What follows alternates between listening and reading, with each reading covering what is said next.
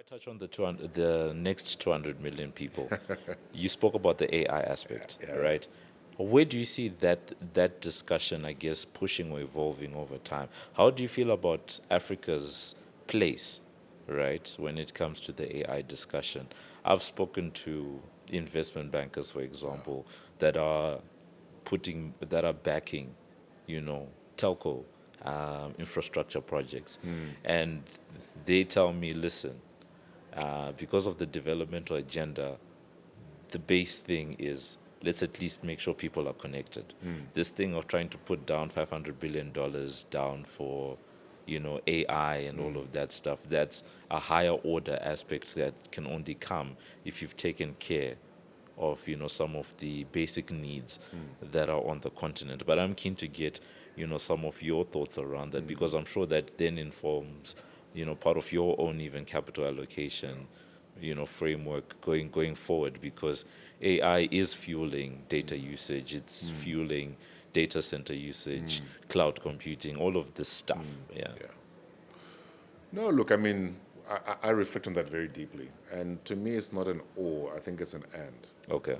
So we must invest in building the digital infrastructure, the pipes that enable people to be connected. You know our own aspirations about fiber across the continent and so forth. Our digital infrastructure strategy is talking to exactly that thing that Yeah. you just mentioned, which is, base connectivity. Let's get the plumbing in place, and that and many people can afford. I thought you want to talk about satellites as well, but Yes, they also, feed into that. Yeah. absolutely. So you're absolutely right. The core connectivity thing is super important. But I don't think we as Africans must sit back and say, what we're seeing in the global north, let's leave it to them. Let's leave it to them in this, arms race around AI, digestion of languages into kind of natural languages into these LLMs, to create kind of a native engagement of humans, with AI, and solutions come out in a generative sense. We can't leave that to say, well, that's the global north. I think if we do, there's a huge risk of what I talk about as creating a digital underclass of Africans. Okay. And we That must doesn't sound good. so we must resist that thought process that says, well, this is a global north issue.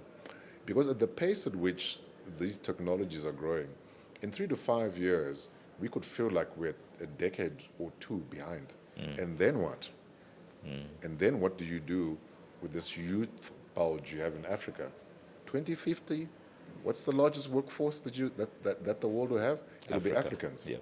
So we must be obsessed and paranoid about not being left behind. Yeah. And therefore, I tell my colleagues, I'm at night school, reskilling myself as a CEO to try and understand what's going on. I'm figuring out how does VO3 and Gemini 2.5, as an example, Yeah. all work out, and how can that make me a more effective CEO? Yeah.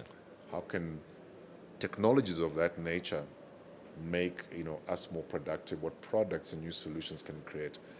So I think we need to be a little bit paranoid about that, because if we're not careful, you can end up having what I call the Kodak moments, where you got a really great business, you got a great model, you got your position in the market, and all of a sudden you're not needed. Yeah. And Kodak missed that moment when cell phones probably moved from the kind of 2G to 3G era, was that inflection point where, man, you don't need Polaroid anymore. Yeah. Yeah.